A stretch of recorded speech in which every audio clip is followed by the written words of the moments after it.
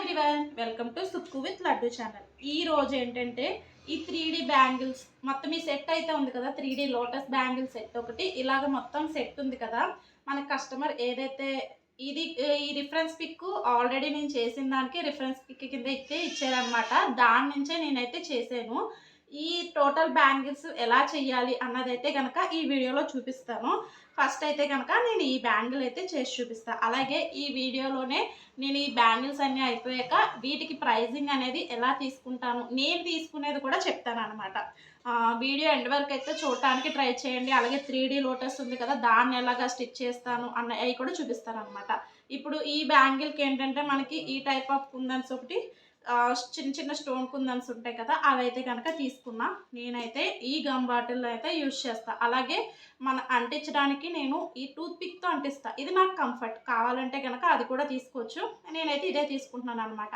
వీడియోని అయితే ఎక్కడ స్కిప్ చేయకుండా చూడండి. ఒకవేళ ఎవరైనా నా పేజ్ని ఇంకా ఫాలో అవ్వకపోతే థ్రెడ్ బై సుక్కు అన్న పేజ్ని ఫాలో అవ్వండి. లేదంటే యూట్యూబ్లో సుక్కు విత్ లడ్డు ఛానల్ కూడా ఫాలో అవ్వండి.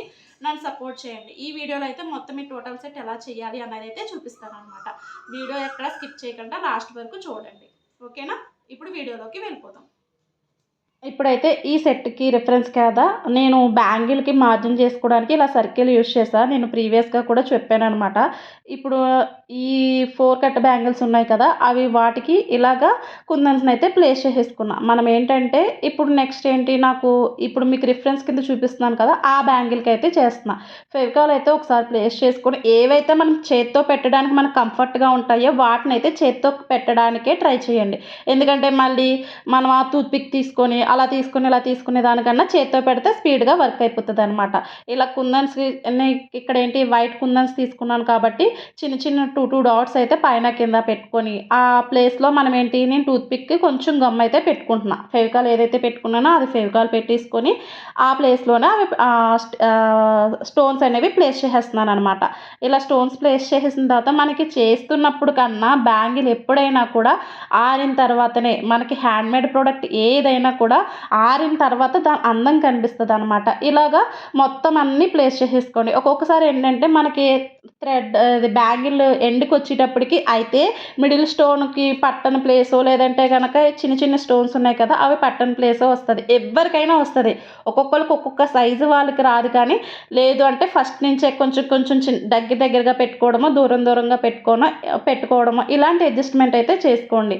మళ్ళీ లాస్ట్కి వచ్చేటప్పటికి మొత్తం అన్నీ అడ్జస్ట్ చేయాలన్నా కష్టం. లేదంటే లాస్ట్లో 2, 3, 4 ఉంటాయి కదా, ఆ 4 అయితే అడ్జస్ట్ చేసుకొని ప్లేస్ చేసుకోవాలి. లేదు అలా కూడా మనకు ప్లేస్ చేసిన అవ్వట్లేదు అన్న సిచ్యువేషన్ వచ్చినప్పుడు ఏం చేయాలంటే, మనకి ఇక్కడ 2 స్టోన్స్ పట్టే ప్లేస్ ఉంటే 2 స్టోన్స్ పెట్టుకోండి. లేదు ఈ పెద్ద స్టోన్ ఉంది చూసారా, ఆ స్టోన్ పట్టేదే ఉంటే కనుక ఆ స్టోన్నే ప్లేస్ చేసుకోవాలన్నమాట. ఇలా చేసుకుంటే మనకి ఈజీ అవుతుంది. లేకపోతే మొత్తం మళ్ళీ బ్యాంగిల్ అంతా చేయాలన్నా కష్టమే. కాబట్టి అది మన ఫాల్ట్ కాదు. బ్యాంగిల్ అంటే సైజ్ బట్టి వస్తాయి కదా, మనం తీసుకునే కుందన్స్ బట్టి సైజ్ బట్టి వస్తాయి. కాబట్టి అదేమి మీ ఇష్యూ కింద తీసుకోక్కర్లేదు.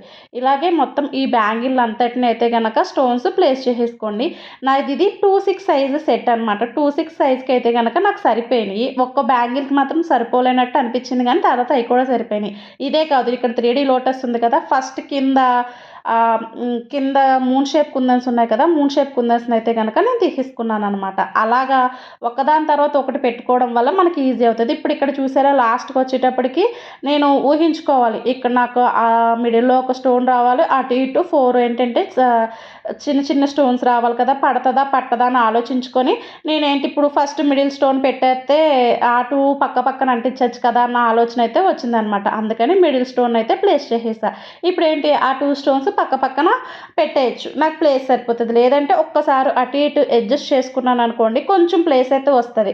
నేను బ్యాక్ సైడ్ది అలాగే ఫ్రంట్ సైడ్ కూడా కొంచెం అడ్జస్ట్ చేసుకుంటాను అనమాట. అలా అడ్జస్ట్ చేసుకుంటే మనకేంటంటే కొంచెం ప్లేస్ అనేది వస్తుంది. ఇప్పుడు చూడండి, 3 కూర్చునే సీట్లో 4 కూర్చోవాలంటే 3 కూడా అడ్జస్ట్ అయితేనే 4వ అతనికి ప్లేస్ వస్తుంది కదా. అలాగా ఆ ఫామ్లో అయితే ఇక్కడ అప్లై చేసుకోండి.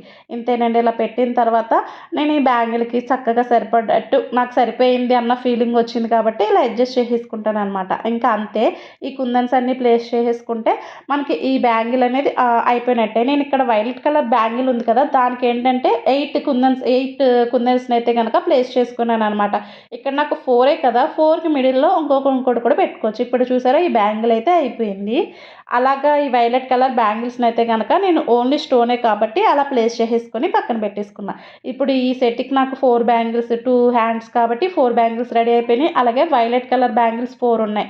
ఇక్కడికి మనకి 8 బ్యాంగిల్స్ అయితే కనుక రెడీ అయిపోయినాయి 2 హ్యాండ్స్ నిమిత్తం. అలాగే ఇక్కడ నేనేంటి ఇంకొక 4 బ్యాంగిల్స్కి ఇలాగ ఈ కుందన్స్ అనేవి ప్లేస్ చేసుకున్నా. నేను ప్రతిసారి చెప్తున్నాను చూడండి, నేను ఫస్ట్ బ్యాంగిల్కి థ్రెడ్ ఎండింగ్ ఎక్కడైతే ఇచ్చుకున్నానో అక్కడి నుంచి కుందన్స్ అనేవి ప్లేస్ చేసుకుంటా. థ్రెడ్ ర్యాప్ చేసినప్పుడు ఎక్కడి నుంచి స్టార్ట్ చేస్తామో థ్రెడ్ ఎండింగ్ అనేది అక్కడికే వస్తుంది కదా. అలాగే కుందన్స్ ప్లేస్ చేసినప్పుడు ఫస్ట్ ఇక్కడ ఎండింగ్ దగ్గర నుంచి స్టార్ట్ చేసుకుంటే మళ్ళీ మనకి ఎండింగ్ వచ్చేటప్పటికి అయిపోతుంది. ఇలాగ ఇక్కడ 4 సైడ్స్ మాత్రమే అంటించుకుంటున్నాను కదా. మళ్ళీ నేను అయితే కనుక ఇక్కడ నేను సర్కిల్ ఏదైతే వేసుకున్నానో దాన్ని బట్టి అయితే ఫస్ట్ 2 బ్యాంగిల్స్ తీసుకున్నాను. ఇప్పుడైతే కనుక ఈ 2 బ్యాంగిల్స్ నిమిత్తం వాటిని ఆనవా కింద పెట్టుకొని ఇవైతే కనుక చేస్తున్నాను అనమాట. నేను మిడిల్ ఏంటంటే వైలెట్ కలర్ నాకు లోటస్ ఇచ్చుకున్నాను కాబట్టి ఆ వైలెట్ కలర్ని ఇక్కడ పెడదామని చెప్పి, అలాగే నాకు వైలెట్ కలర్ లోటస్ కింద ఏంటంటే గోల్డ్ కలర్ మూన్ షేప్ కుందన్స్ ఇచ్చుకున్నాను కదా, అందుకని గోల్డ్ షేప్ కుందన్స్ అయితే కనుక తీసుకున్నా.